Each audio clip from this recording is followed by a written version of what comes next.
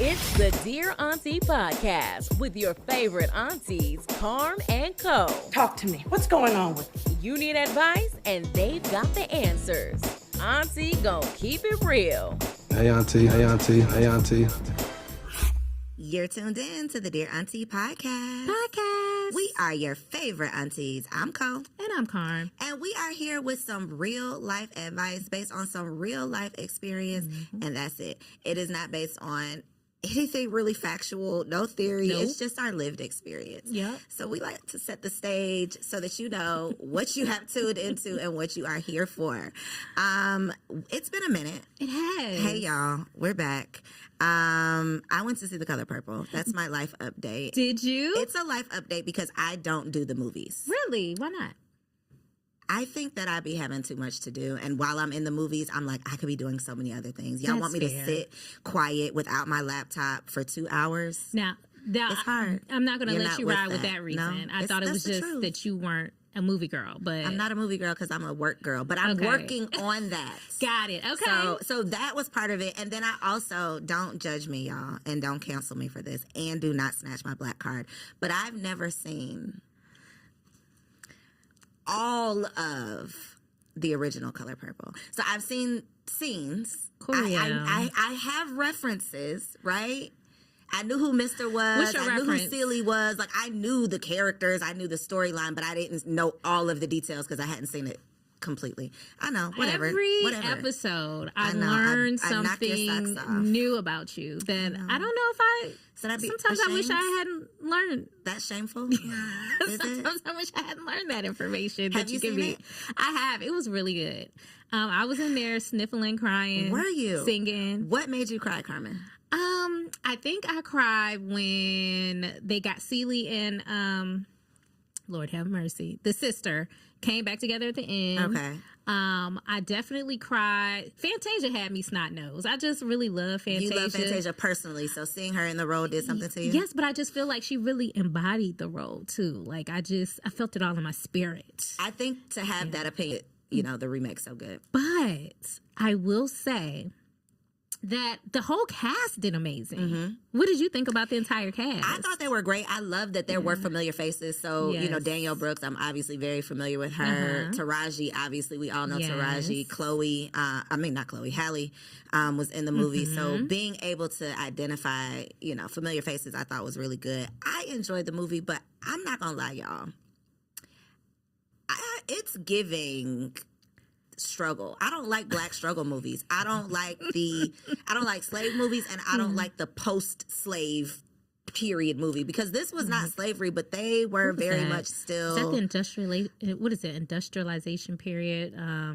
It's I like the forgot what it's sharecroppers, the black people started treating each other We're bad. not is what I feel like. historians. Yeah, we don't know. Again, we're not therapists or historians, but I don't like movies in that time period. Yeah. But I felt like I had to see it just because I hadn't seen the original. But Yeah. shout out to y'all. We talked a little bit about the drama from the movie. Yeah, we did. I don't know. What are you going to say about it before I go into my spiel?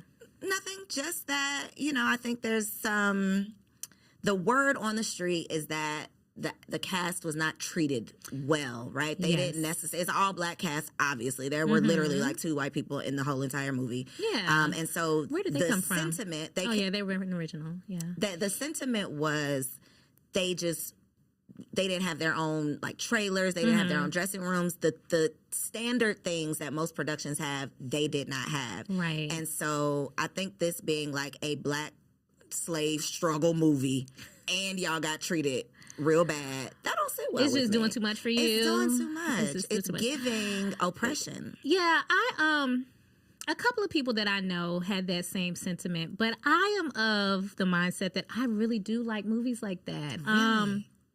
Because I feel like my takeaway from Color Purple was sisterhood, was resilience, was the ability to bounce back, was, and this is a part of our history. Like, this is a part of our story.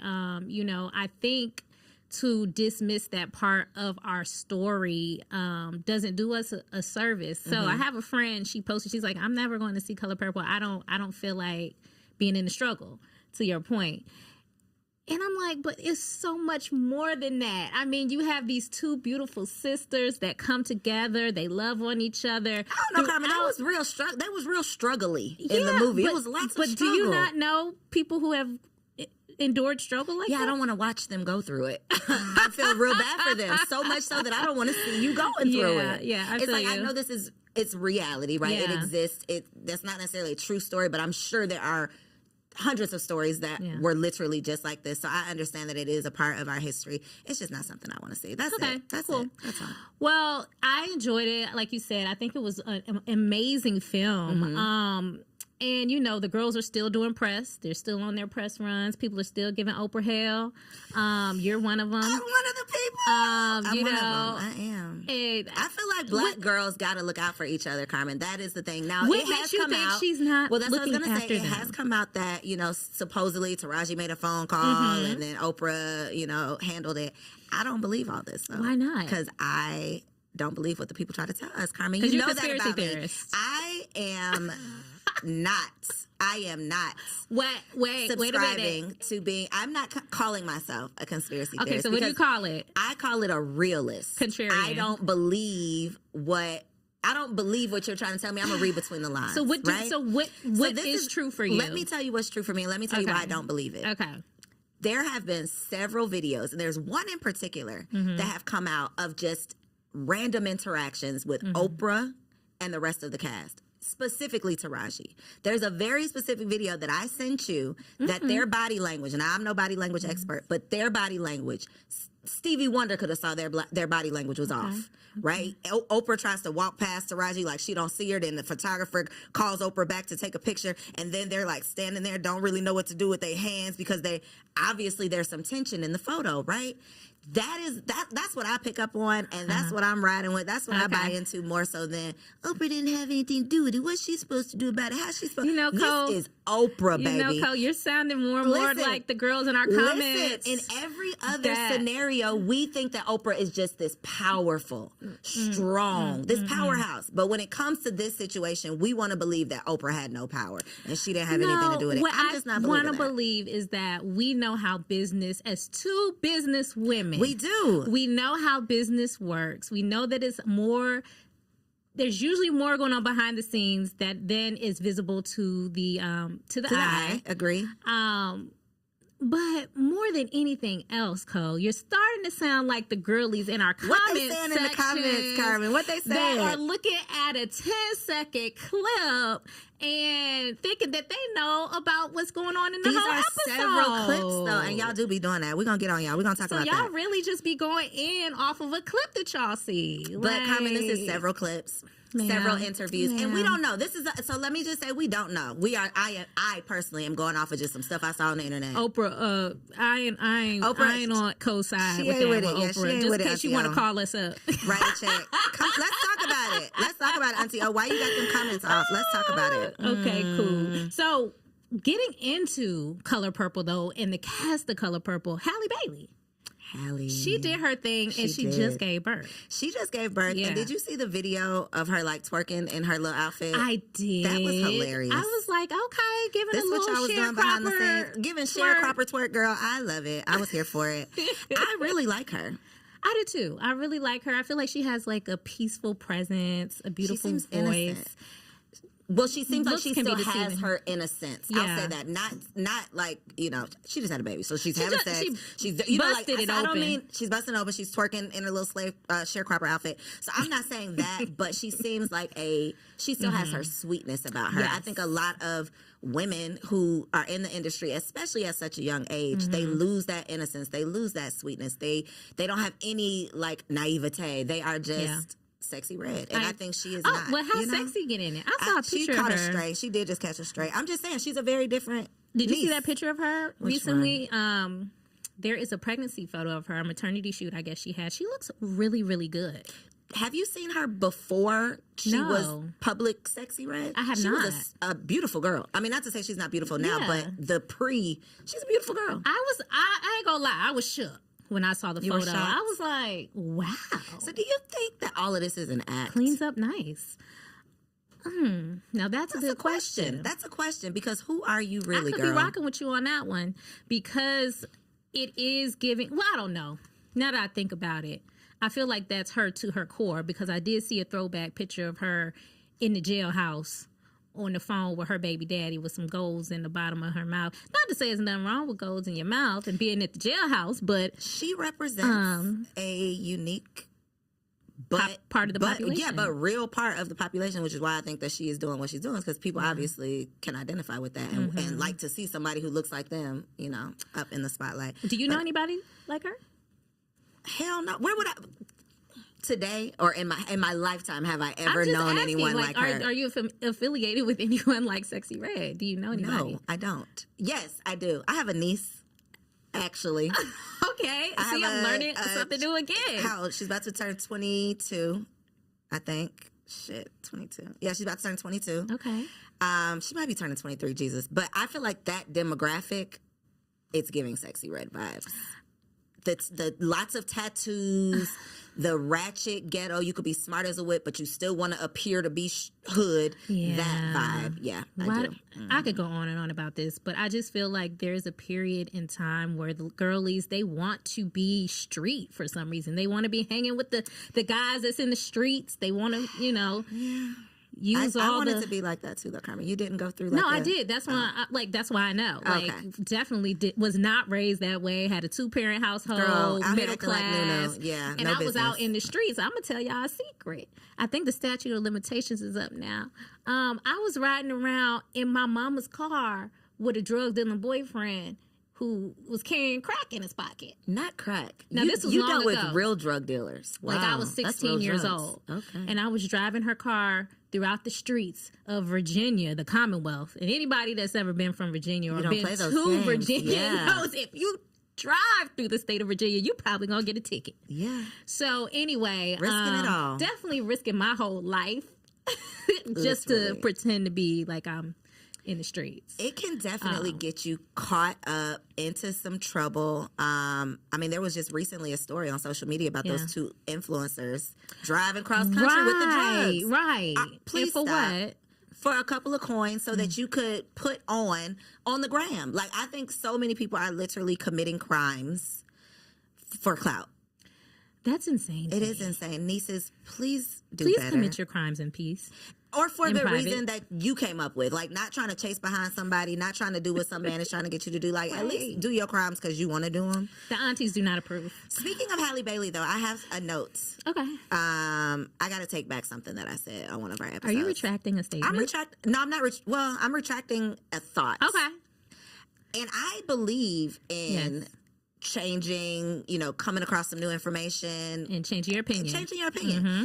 And so I publicly want to change my opinion since I publicly spoke my opinion previously. So in one of the episodes, we talked about popping out with a man. Mm-hmm. You were like, you don't like when people just have the emoji, like show his the face. heart over the face. And I said, I like that. I did that. That's me. And then I followed that up by saying, I think it's weird when people pop out with a baby. Mm-hmm.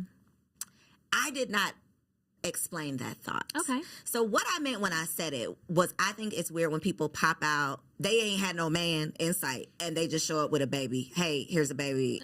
She's so cute, whatever. Yeah. I think that's kind of weird. Mm-hmm.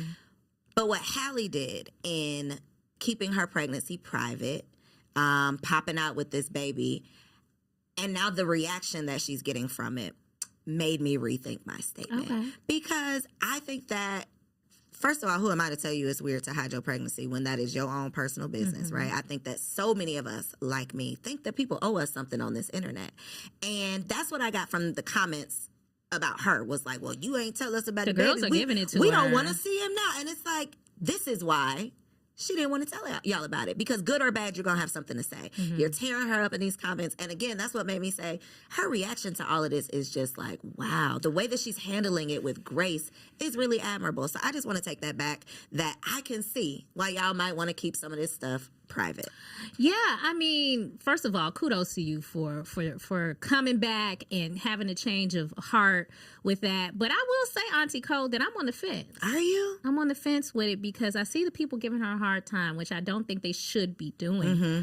But I feel like Halle was kind of trying to play with us throughout the whole pregnancy, right? She was getting on Instagram Live, and the people were like, Halle, you clearly look pregnant. You got the pregnancy nose, you got the pregnancy boobs, you got the pregnancy stomach. You're pregnant, You're girl. pregnant. And she's like, no, I'm not.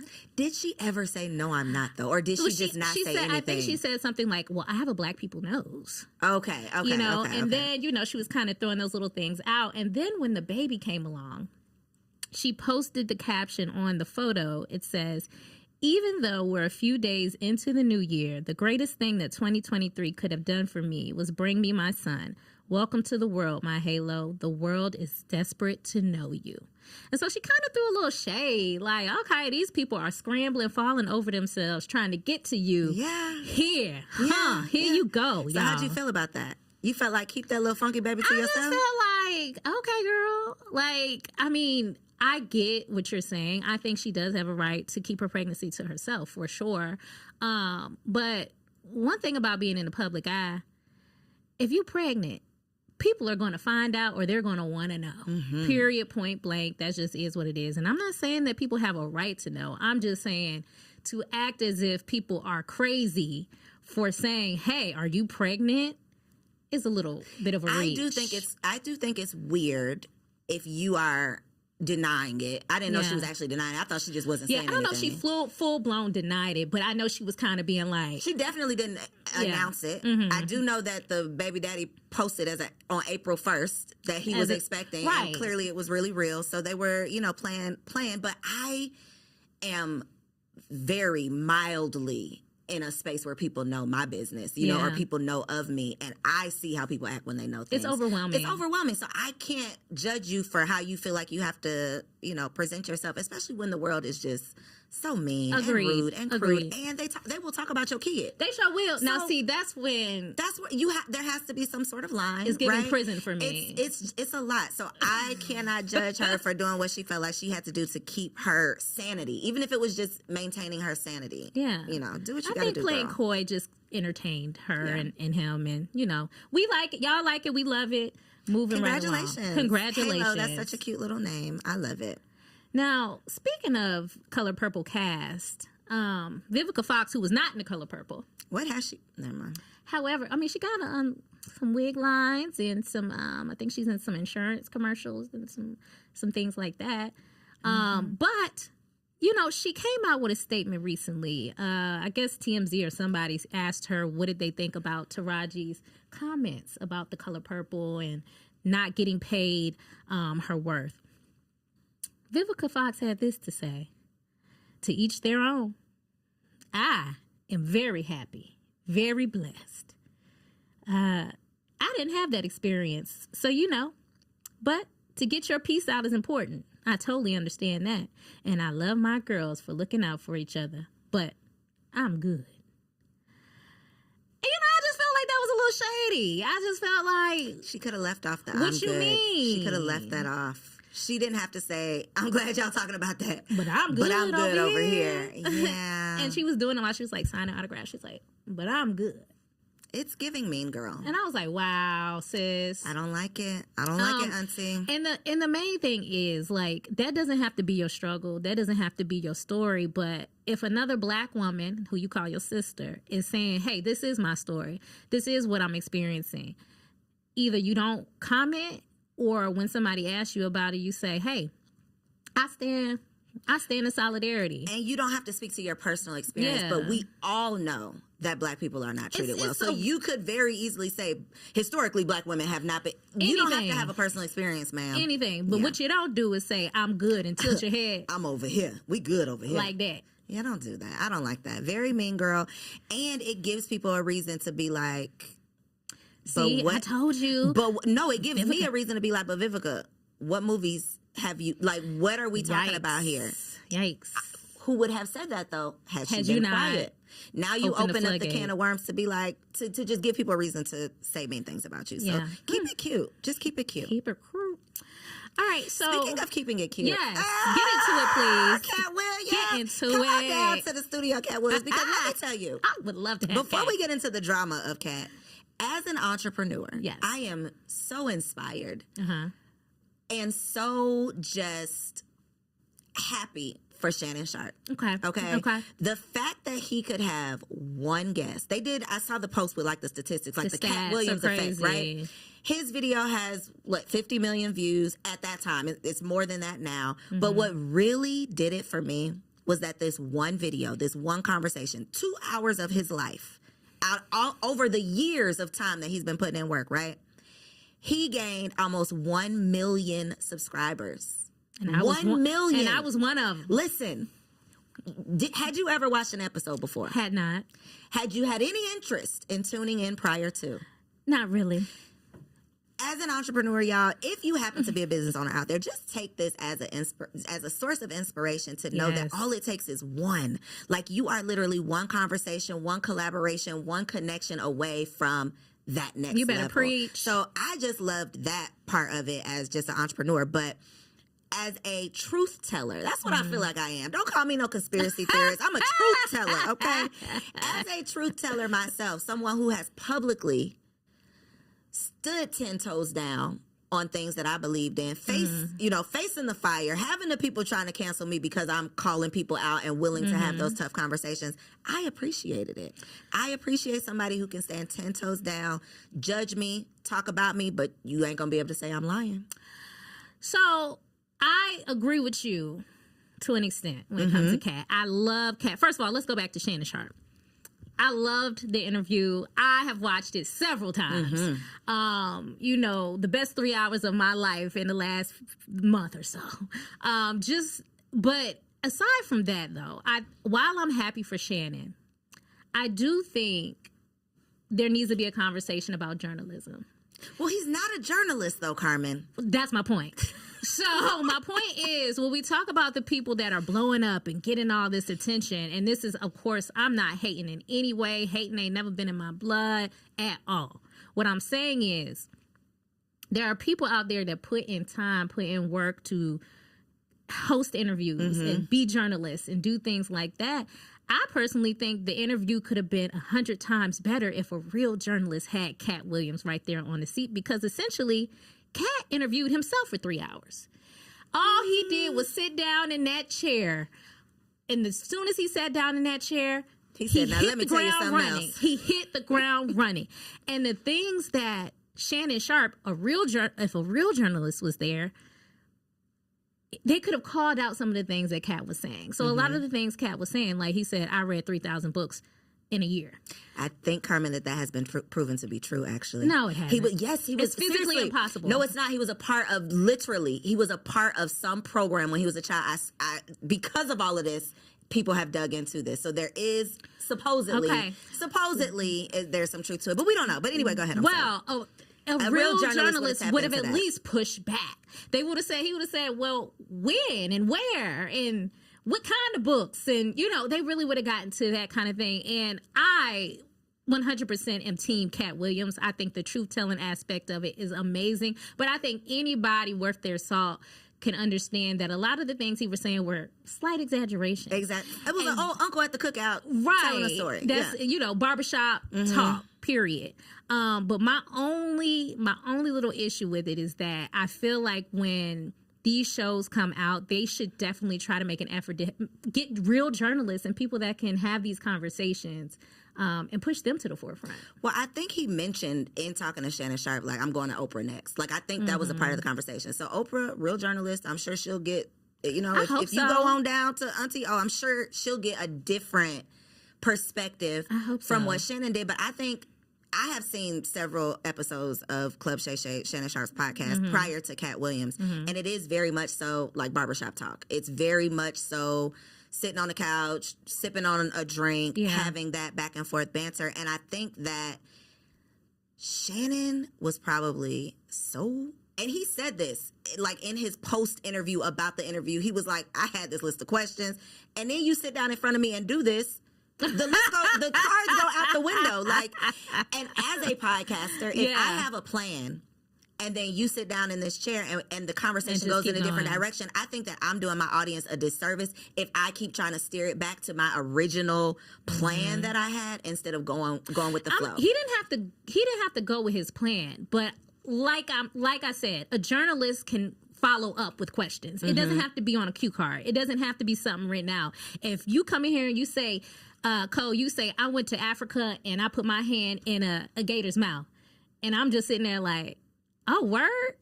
You know what I mean? Instead of being like, so did the gator bite back? How did you get, you know what I mean? To me, being able to follow up with important, relevant questions is important when we have these conversations. But don't get me wrong, it was entertaining. No, I think people are annoyed by that. I've heard that several times, and you know, he even addressed that by saying, you know, I'm not a journalist. If you want a journalist, he's gonna have to go sit down with a journalist to have that type of conversation. Yeah. I think though that, you know, it's like if Katt Williams would have sat down with Gayle, it probably would not have been as it would have been a different style of conversation. So I think we got a lot of entertainment out of it. It was a great 2 hours and 46 minutes.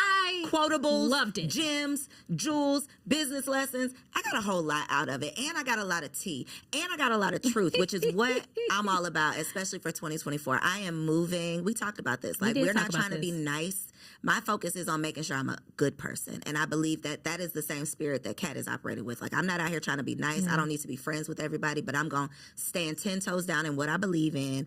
I have my morals, my dignity, his booty hole. He said he still got his booty hole intact. Well, I'm glad he has that intact. So, I'm right. I'm here for it. But my other takeaway, though, was when we talk about truth telling, he was only coming for, in my opinion, I think it's a difference between just coming at people's necks versus coming at people's necks who have done something to you. I felt like everything he said was in response to something someone has ever done or said about him. He did not just pull out his gun and start shooting people. Yes, exactly.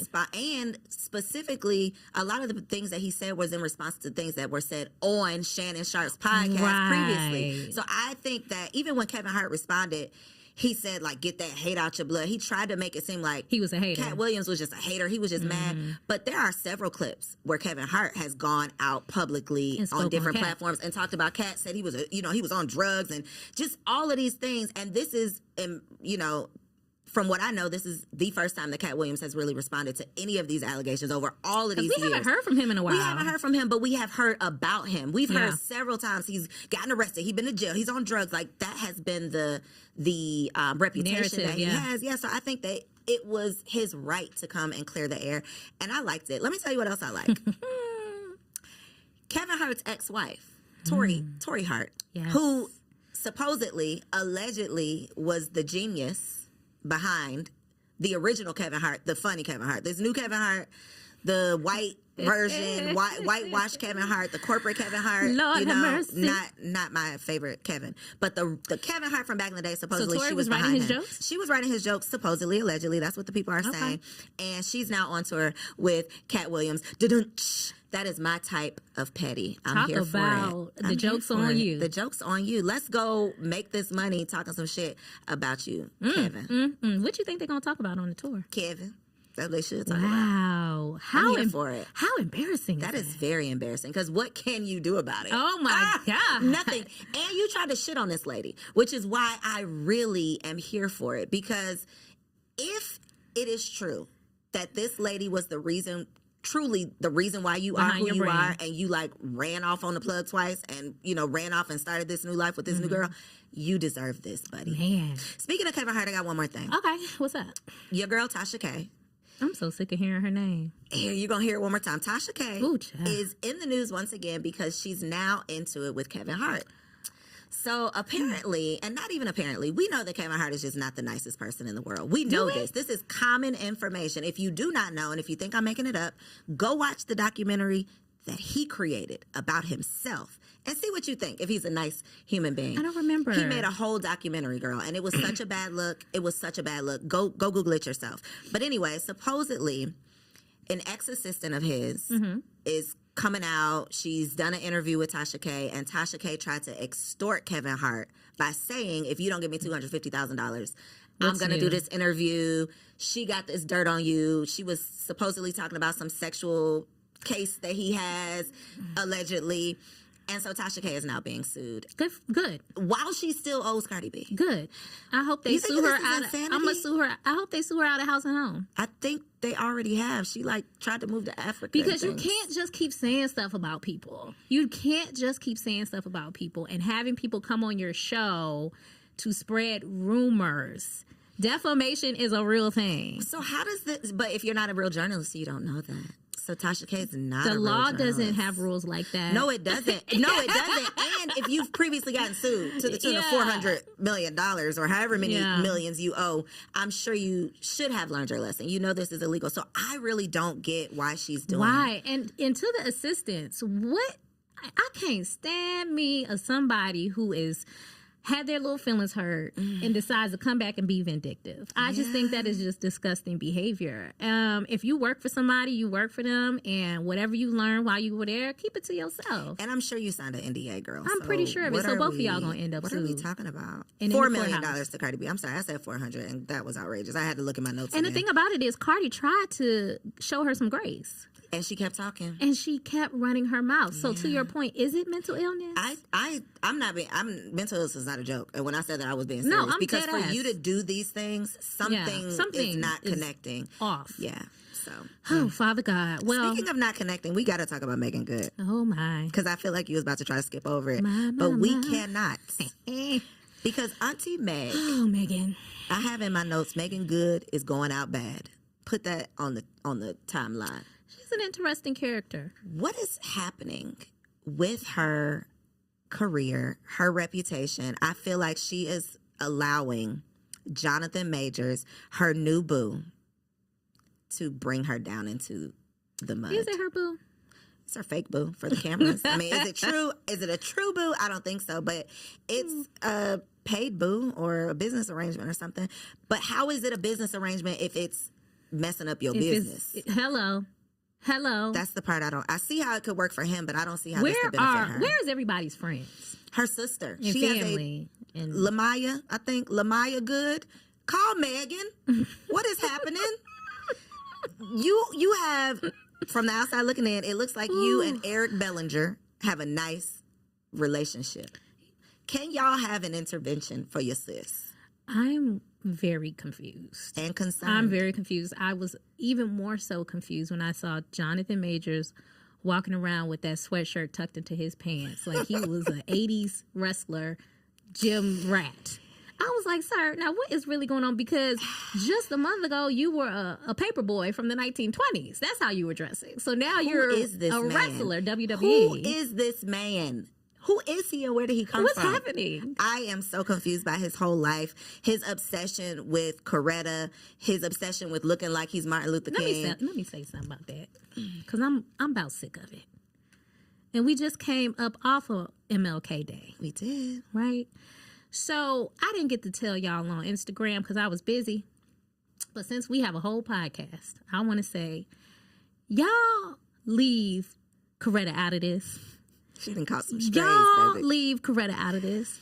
Because one thing about it, you have to be in MLK to have a Coretta. That part. I am so sick of y'all Negroes saying how y'all want a Coretta this and a Coretta that, and you haven't done a tenth of anything that Martin Luther King Jr. has ever done for the nation or the world at large. How dare you all keep using this lady's name in vain? And Bernice had to get on the internet last week to tell y'all to shut the hell up. So I have a question. The truth teller in me will not allow me to not say this because allegedly, as great and impactful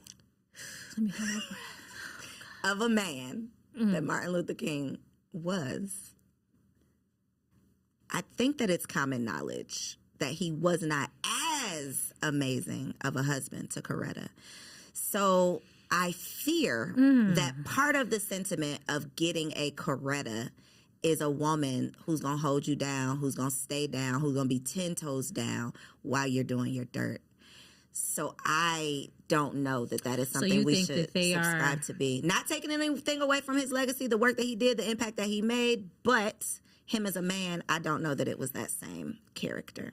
So are we aspiring to be Coretta. I am not, me personally. And when you say y'all ain't out here doing what Martin was doing, that makes me give you the side eye, Carmen, because what was Martin out here doing in the streets? I don't not think, at the march, but in the streets. Now, we can't discredit a man's life work over a little cooch on the side. No, but that's what we're no, that's not what we're saying, Carmen. See, they gonna cut me up in the comments. That's not what I said. I said we're not taking away from the work that he did. I said that. Okay, I just want to double check. The word on the street is that who he was personally was not in alignment with what we know about him professionally. That's all I'm saying. So when we're talking about, when Jonathan Major said, I need me a Coretta, he was talking about personally.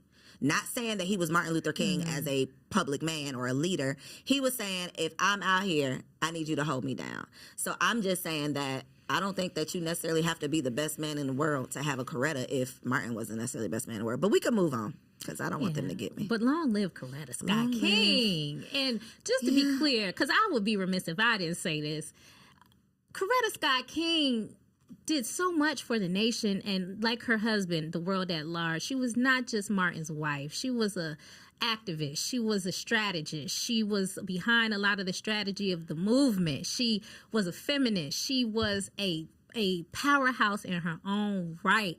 So I'm always striving to be like Coretta. And I just got to put that out there as a black woman. Does it take anything away from her if you knew, like you knew, not a rumor, not me just sitting here saying that, but if you knew that, and I'm totally making this up, but if you knew that Martin had 6 outside babies and he had 12 white women that he dated over his life, over the course of their marriage, would that make you look at Coretta any different? Or do you not think that who she is and what she settles for or accepts personally has an impact on who she is professionally? And that's just me asking you personally. No, I don't care about any of that. Okay.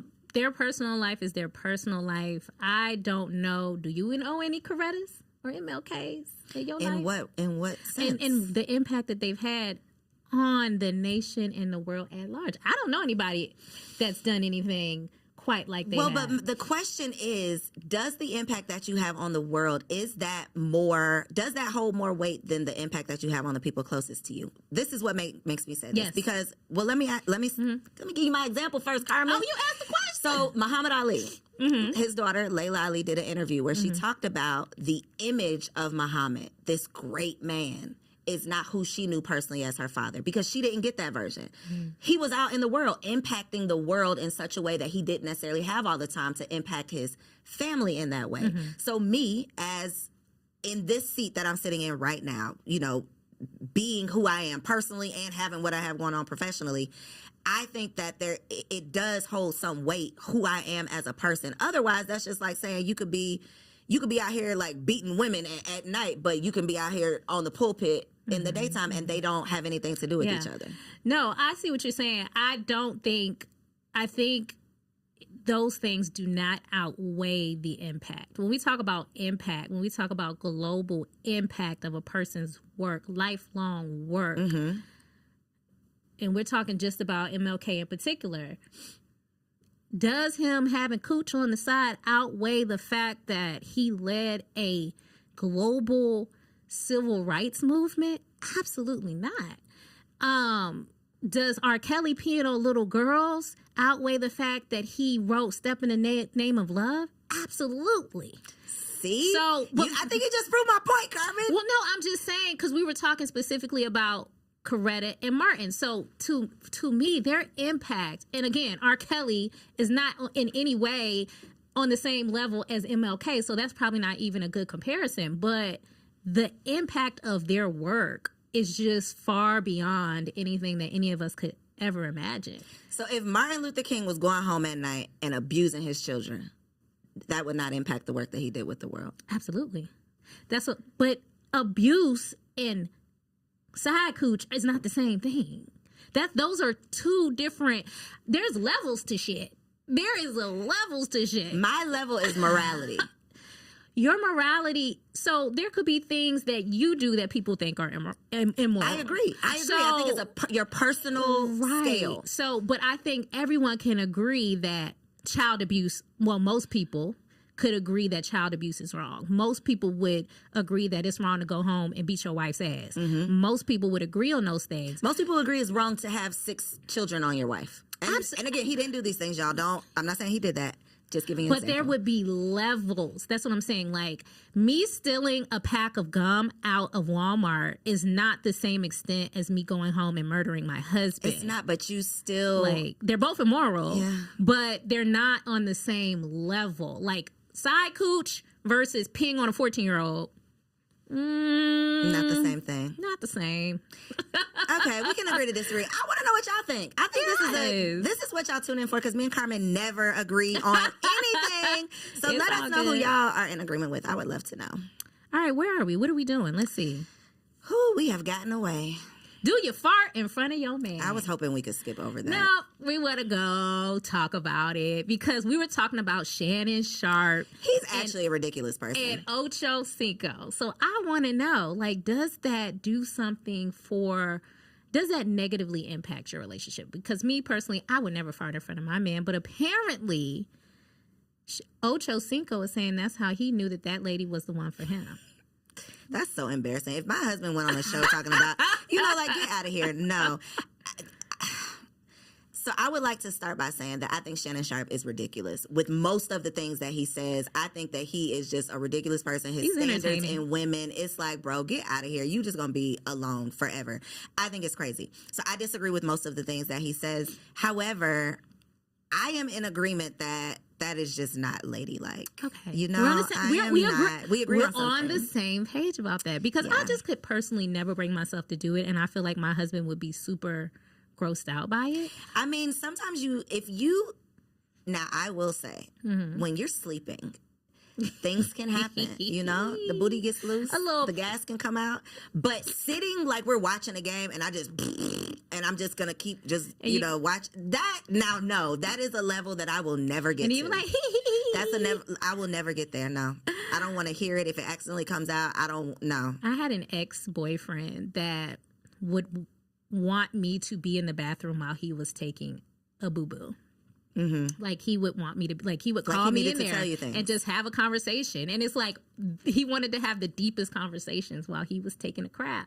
And I would just be moving around the house. He'd be like, hey, Carmen, come here. And I'm like, okay. I go in there. He's cheek spread on the toilet.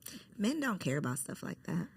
They're disgusting. But I feel like people. he would feel the same way. Like it was in reverse too. Like if I was on the toilet, it was the same. Yeah. And I'm just like, But I was just wondering your thoughts on that because since we were talking Shannon Sharp, that was on a recent one of the episodes that I was catching up on because I've been You've been going back listening to all of the episodes now. So to your point, kudos, Katt Williams for getting their views. I want to know what that check was like. But... Me too.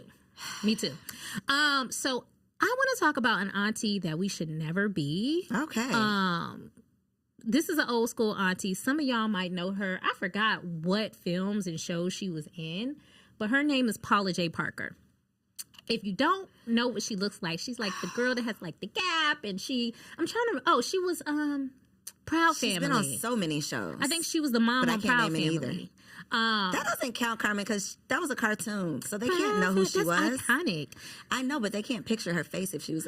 If y'all don't know who she is, just Google Mama on Proud Family. Okay, Google her. Okay, so anyway, taking it back to Cassie and Diddy's case, I forgot to say this on the last episode, but I wanted to say it now. So she had posted something when Cassie came out with the allegations from Diddy, and I just thought it was so disturbing and just so nasty. Like, that's not how we're supposed to talk to our nieces. So she says in her post, by 19, we're all strong enough to make choices that affect the rest of our lives. If you can't say no, you're not built for it. Take that midnight train now before you get yourself in trouble. I'm trying so hard to see the victim here. But do sex slaves usually get to pick their sex partners in 5-star hotels? So basically, she's gaslighting this woman. It's giving a little bit of hate because you threw in the 5-star hotel. It's giving you should have picked me. It's giving why wasn't I a sex slave Did he call me? Yeah. Like what? That was nasty. That was real nasty. It was very inappropriate. And to suggest that there's no way that she could be a victim that's disgusting because I believe that Paula is a mother. I don't know if she has any daughters. I'm going to go look it up after this. Yikes. But if she has a daughter, for her to say, how could you be a victim at the age of 19? I am going to be 40 next year, and I can still be victimized right now today. If I tell someone no, and they don't stop.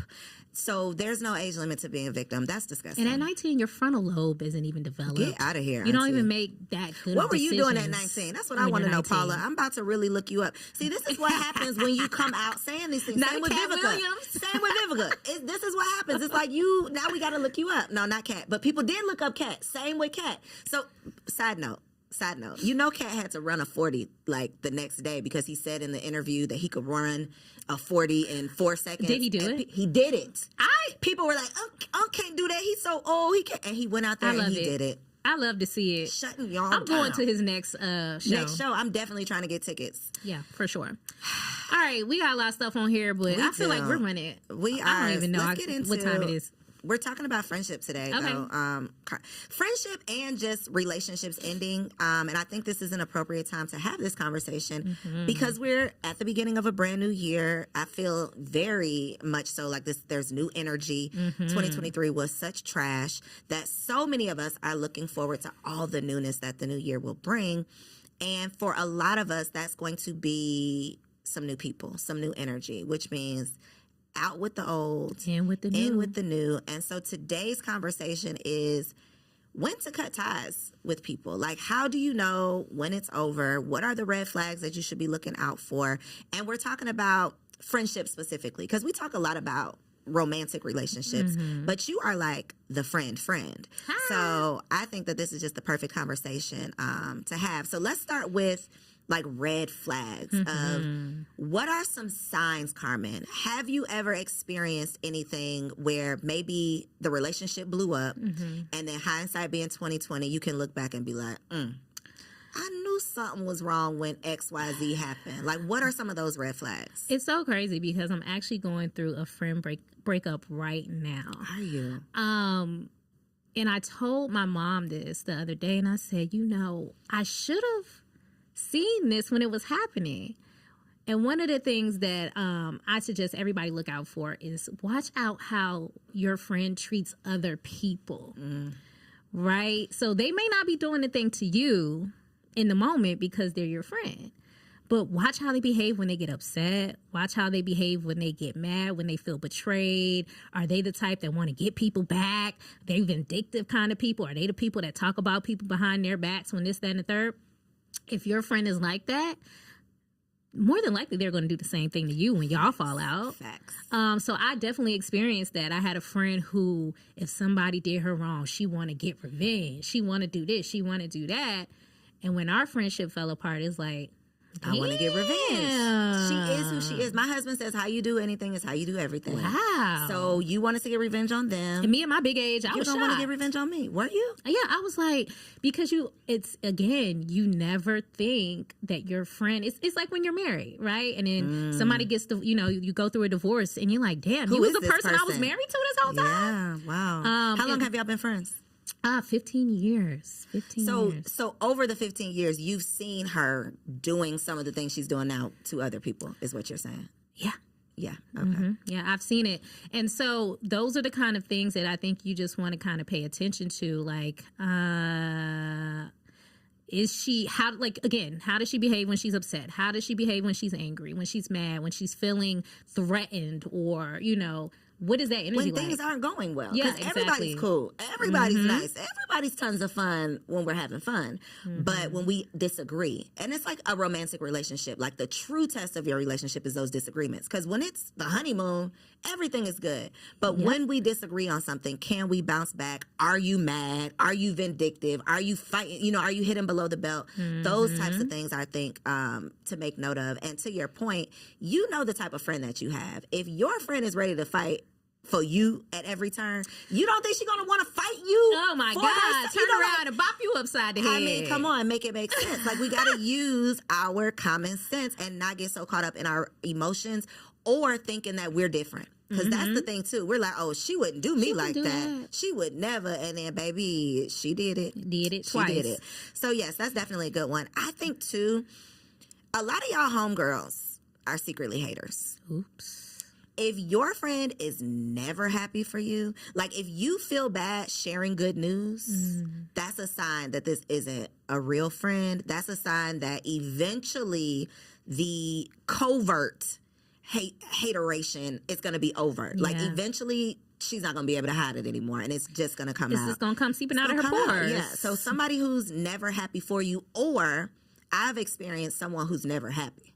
Now, let me tell you the difference. Because it's the difference. That's a good one. Someone who is never happy for you, that's like, okay, I just got this new client. I'm so excited, but I know she's not going to be happy, so I'm not going to share it. That's one thing. Somebody who's never happy is like, girl, we done made plans. We're going to meet up tonight, and you get here, and you got a funky attitude. Yes. And then we make plans next week, and we get here, and you still got a funky attitude. And then you call me 2 weeks from now, and I get on the phone, and your energy is off, and you still got a funky attitude. Somebody who is literally never happy, like you never in a good mood. Yeah, you ain't never got having no a good day. news. You ain't never having a good day. I can't be around you because eventually that negativity is going to come, like, it's going to rub off on And me. those people tend to always want you to, like, participate in it. Yeah. Like, they want you to be sad and down. Yeah, downtrodden with them. And it's like, girl, I got stuff to do. I think, too, for me at least, this person, I think you end up staying in those relationships because it's people who you've been friends with for so long. Because a lot of the things, it's like you've seen this bad behavior, you've noticed these patterns, but you have this connection or this affinity to this person because you've known them for 10 years, for 20 years or whatever. And so you're willing to like put up with it. But I think as you are growing and evolving and elevating and just becoming a better person, it's harder to make excuses for bad behavior. So those are some things you definitely want to look out for. Absolutely. So the next one is goals and desires and morals are just not in alignment. So the things that you desire out of your life, the things you're trying to achieve, you guys are not in alignment. Now, I do have a question about this one. What are your thoughts on maybe being friends with someone who is working their way up, someone who may not be in a position that you are, but you see that they have potential, but they might not necessarily be working towards that right now? I don't pick my friends based on their professions, based on the money they have, based on their financial status, based on how many followers they have on Instagram. I don't choose friends based on those things. And I have friends that are actually the majority of people who I would consider like my friend, like a real friend, not somebody who you might see me with a picture, in a picture with on Instagram, but a real friend. None of them do what I do. None of them are entrepreneurs. None of them are aspire even to do the things that I do. So I think that, you know, opposites attract or whatever. I think a lot of times you can have complementary relationships, but I think that someone who's committed to like being a bum can't be my friend, right? That's something different. You don't have to aspire to be a superwoman, but if you are okay with like the struggle life or you have all this baggage and stuff, then no. What about you? I'm kind of on the fence. I know I say that all the time, but I am on the fence about it just because I'm thinking back to a friendship where she was a go-getter. She was an entrepreneur. She was positive. She was fun. She was all of those things that you would look for in a friend. Loyal. She wasn't a hater. But in terms of, I don't want to put, I'm trying to say it in a way where I'm not putting out all the business so people can't put two and two together. But she had a bit of a habit. I'll say that. Okay. And no, Carmen. What? The journalist in me needs to know what kind of habit this is. What? No, it wasn't drugs. It wasn't drugs. What was it? But it was a bad habit. I'll just say that. And, you know, with that being said, I tried to talk to her about it. Like, hey, this is not a good look. You know, this was she a whore? No. Okay. She wasn't a whore. But I was like, hey, this is not a good look, blah, blah. And she really just bit my head off about it. And so I even went to therapy about it, talked to my therapist, like, okay, did I approach this wrong? How should I approach this situation? This is really tough. And I did what the therapist said, came back. She bit my head off again. So I'm one of those people that you get like 2.5 tries with me when I'm like being the one to apologize and try and do all that good stuff. So around about 2 3/4 time, I was like, you know what? After this, that's when I went off. I was like, well, we ain't friends. no more. And I say all that to say the reason the friendship broke up wasn't because of anything she was necessarily doing to me, but it was what she had going on in her life. And I just was like, I can't hang out with you if you're going to be doing this. Without telling us specifically, because I'm not understanding. I feel like the people watching are going to be like, girl, what is it? Because was it affecting you? Was it affecting how people would look at you for being associated with? Yes. It basically, she was doing the most. Girl, did she watch the show? Is she gonna watch it? She was doing the most. She was just doing the most. And I thought it was a bad look for her. And so it was affecting a lot of things, like how she would do business. It was affecting like her relationships. She would always show up late to places. It was just a lot going on. And so I'm like, I can't be hanging out in this environment. Like, you draining me with all of this stuff. Much. It was just too much. And so I tried to bring that to her, and she just really wasn't feeling it. So to put it all in a bow, it wasn't her necessarily or the things that she was doing to me, but it was stuff she had going on in her own life that I felt was going to seep over into our friendship. I told y'all that I cut off a friend for being a whore before. So I wholeheartedly agree that if someone's personal decisions are affecting you, you're the only one that can protect yourself at the end of the day. Yeah. That girl's horrible decisions. Wow. Good one, Cole. I really cracked myself up. But her horrible decisions were actually affecting me because people were starting to think that's how you got down. Yeah, they were starting to believe that was me too. So I don't think that you're wrong if it, I'm going to ask you off camera what it really is because I am so curious. I'm so curious, but I think that if it's actually affecting you, then yeah, and even if it's not, if it's something that you just don't agree with, this is your life and you have the right to say, I have to cut ties and separate myself. Even if I can't even put my finger on it. I don't even know what it is. Yeah. But something makes me feel uncomfortable. I think we have to be trusting enough, in ourselves to know that this is just not a good situation. Because we say use your intuition with men, but you got to use your intuition with friends too. Absolutely. So we cut them off, right? Let's just say we decide, okay, cut them off. We got to move on. Let's talk about moving on maturely because that is where the grown woman-ish comes in. Yes. Because somebody like me, I hold grudges. I'm not necessarily, I don't want to pull up and fight you. I'm not going to talk about you online. I'm not going to tell anybody your business. I'm not going to do things like that, but I ain't fucking with you no more. You know, you're just somebody I used to know at this point, and I'm going to stand 10 toes down on that. I don't know if that's the most mature thing to do. I don't know. But let's talk about it. Let's talk about moving on maturely. What do you do when you decide, okay, this is over? So you take your L.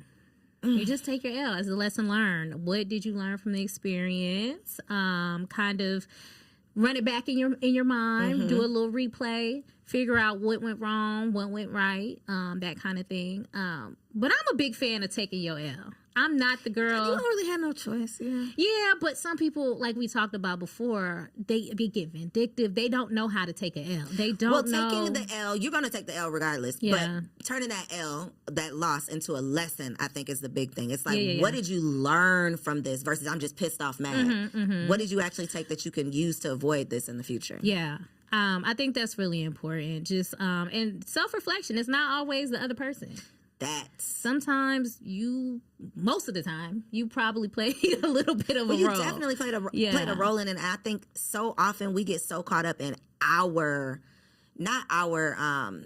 feelings, our idea of what happened, that we don't ever even consider how that person was feeling. Yeah, what they were going through, how they were feeling. And sometimes you can consider all of those things and still have to cut them off and move on. Oh, yeah. Just because you can consider the other side, or just because, even like I said, in my most recent breakup, I can totally see her other side. But what I can't see is everything that followed after that, like the reactions. Just because you have this feeling doesn't mean that we have to go about it in this way. That part. I think something that I have been notorious for, and it's really helped me in romantic relationships, but even in anytime I end a relationship, period, basically, is cutting ties completely. And this day and age, that looks like unfollowing, right, on social platforms.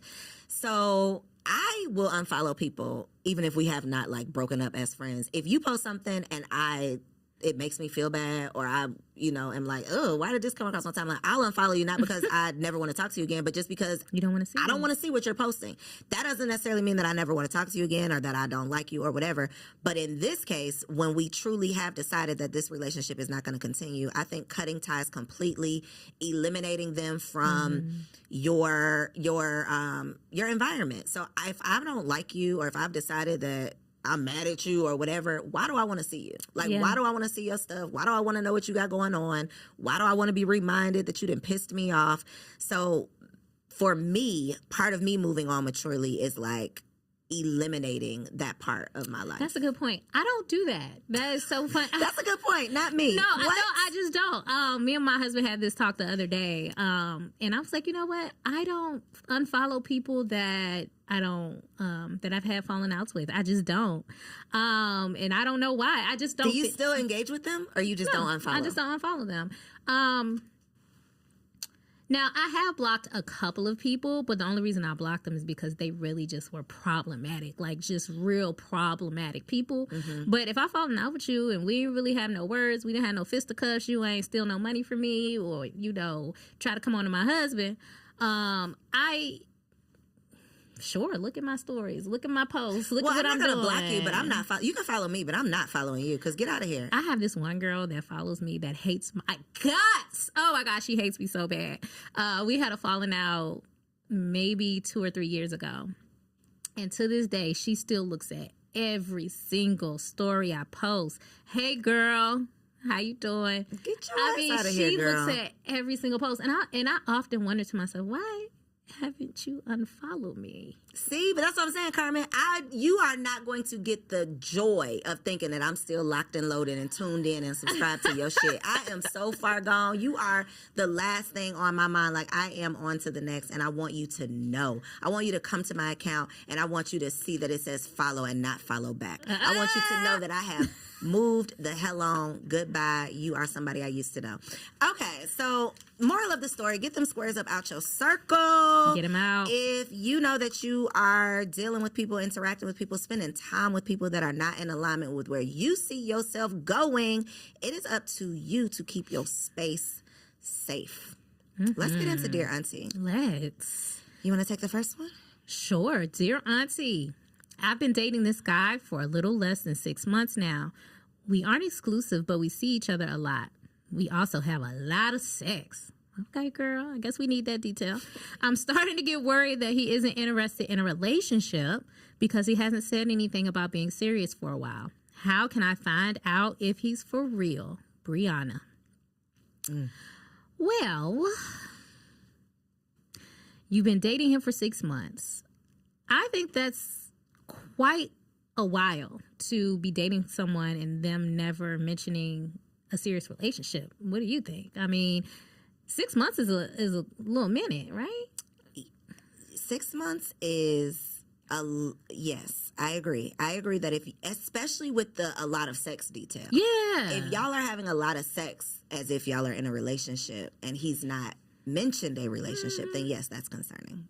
Yeah, so 6 months, to me, at this point in time, he's probably, if I'm being real with you, Brianna, he's taking you on a ride. He's trying to see how long he can ride this ride until you tell him to get off. Literally. So at this point, I would say if you really want to know, ask him. He may or may not tell you the truth. You need to use your judgment. And I think all of us women have that women's intuition that really lets us know what the truth actually is. Even if he says something and you think it's not true, go with your gut. But I'll tell you from an auntie's perspective, a man who is screwing you for 6 months and hasn't taken you on a date, hasn't offered to take you to introduce you to his friends or his family, or even brought up the idea of you all being serious, to me, he's just there for the fun.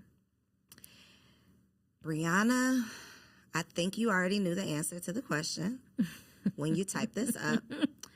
But Auntie Koe is going to tell you what to do. Uh-oh. Okay? If you want to know if this young man is serious about you, stop having sex. Bingo. Make up a reason why. Tell him you decided to be abstinent. The good Lord came to you in your dreams and told you to hang it up, close them legs. You got baptized, put on your chastity belt, and have that conversation with him. Tell him that you have decided that use God, okay? Use God. As a strong Christian woman. As a woman of God, I have just been thinking about the decisions that I've been making, and I want to move. This could all be a lie, Brianna, okay? And it probably is a lie. But you're going to tell him this simply because you want to see his reaction. Mm-hmm. Now, you're not just going to tell him this and then not actually do it. So my advice is to tell him this and take like a week off. A week off. We're not having sex this week. Now, you're not going to tell him we're not having sex this week. Yeah, but you're going to have him believe that you're abstaining from sex. You can tell him it's going to be till you get married. You could tell him it's for 6 months. You could tell him it's for a year. Make up a timeline, but you want to see his true reaction. Yep. If he starts making excuses why he can't hang out, why he's too busy, why he's not answering the phone, why he's not calling you, then you know that you've just wasted 6 years. And do it in person. Do it in person. Yeah. Because you want to see the facial expressions. You want to see the body language. Don't give him time to text you back. Yeah, don't give him time to think about it. Send it to his homeboys and ask what he should say. Yeah. Nope. On the spot. On the spot. Have that conversation. If he is not man enough to have a conversation with you about getting into a committed relationship, then you be woman enough to have a conversation with him about abstaining from sex. And write us back. Let us know how it goes. Let us know. Dear Auntie, I've been friends with my best friend is in quotes here. With my best friend for my whole life, but I'm starting to feel like she's more of a childhood friend than just my best friend. Or than my best friend. Like maybe we are only still friends because we've known each other so long. I kind of feel like we are two completely different people and we are just holding on because we always have. Do you think I should try to put more into the relationship? Let it be, let it go. Help me, aunties. Sydney. Well, I feel like that's a perfect question for today's conversation. It definitely is. I think evaluating your relationship in comparison to your current status, like where you are in life, not necessarily your status, like whether you're single or married, but just who you are in this moment. Because I do think that we get comfortable, not just with people, but we get comfortable with situations. We get comfortable with jobs. We just get comfortable based on what we are accustomed to. And so if you've been friends with somebody since elementary school, if y'all have not had any real reason or disagreement or major blow up, y'all are probably still friends. Yeah.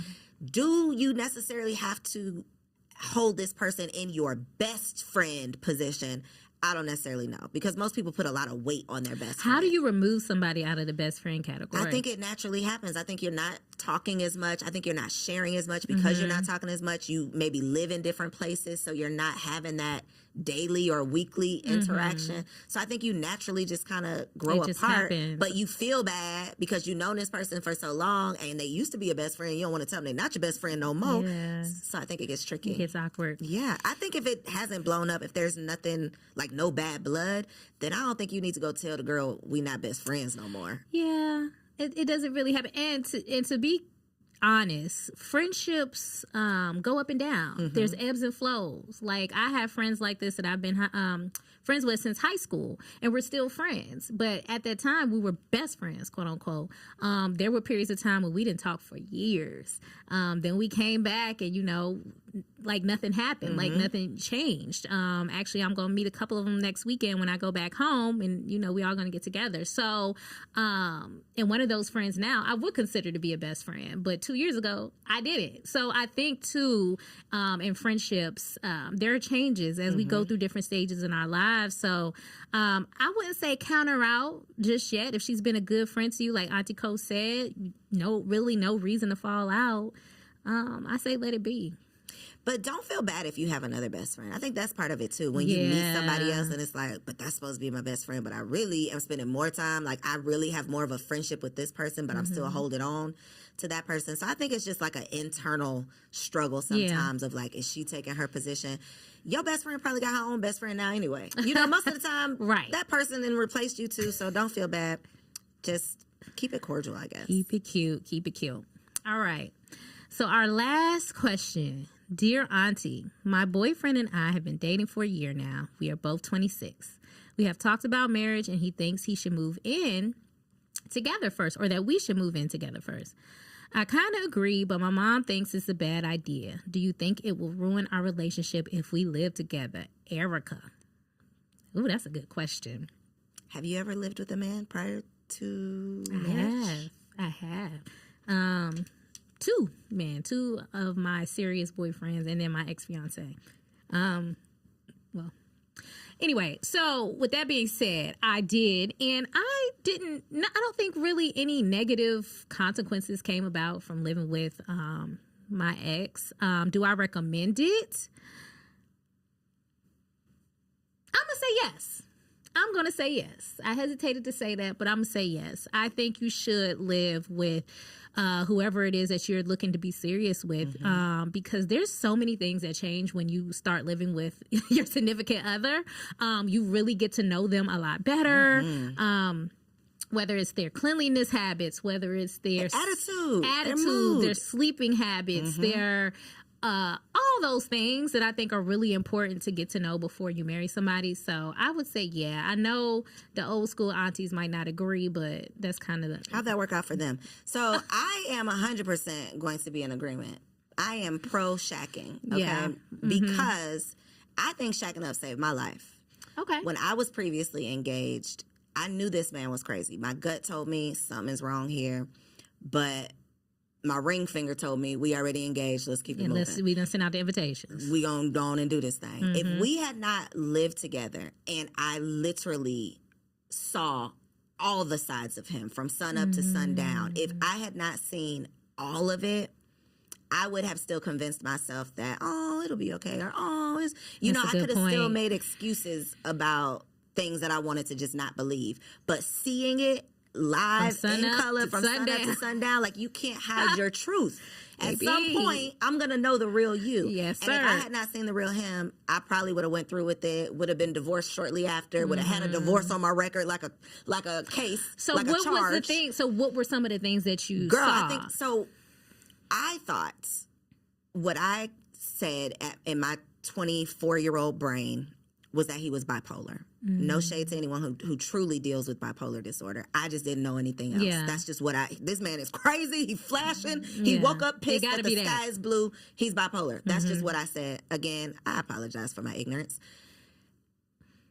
Post us breaking up, I bumped into one of his friends who told me that he was doing drugs. He was doing cocaine. I'm 24. I ain't never seen no cocaine. I don't know nobody who do cocaine. I don't know the side effects of cocaine. I don't know how you act when you're doing cocaine. I would not have known so that's that this where man his is on drugs. Behavior issues came from? Part of it. Some of them. He had some issues. Was he bipolar? I don't really know. But he had some issues. He was abusive. He was just a crazy person. Yeah. But you can act right for a 2-hour date. Oh, yeah. You could pull it together for a weekend vacation. You cannot pretend when you are under the same roof with someone for an extended period of time. Hours. Yeah, so Erica, I say y'all go ahead and move in. Forget your mama. What's her relationship status? What is she? I'm sorry. I don't know your mama, but y'all need to be checking these mamas, though, because some of these mamas you're taking relationship advice from don't have no relationship of their own, or they ruined the relationship they had, or they ain't never been in one. So consider the source, even if it's your mama. These sources who have been there and done that and experienced both sides of it, good and bad, I would say that shacking up saved my life. So take that info and do with it what you will. No, I think we are in 100% agreement. Check us out agreeing like there. Twice today. Yeah, at the end. What do you know? 2 times. It's a record. Y'all, what do y'all think? We disagreed on so much stuff that we would love for you to let us know down below what y'all takeaway was, what you thought about. Look, you could comment on the Megan Good. You could comment on Auntie O. Yes. Okay, we would still love to talk to you, Auntie O. Yes, we Don't would. cancel us for my comments. And I would also like to say, if you are a business owner and you have some fly-ish, I'm tired of dressing myself. I am too. It's a struggle. So hard picking out these outfits. Send us some outfits, y'all, please. Goodness gracious. Specifically, if you are a Black woman, we would love to support. Even if you're not, you can send them our way. But Black women, we down for y'all. Okay, we are riding 10 toes down. We would love to shop with y'all. Well, not shop. We want y'all to sponsor some stuff.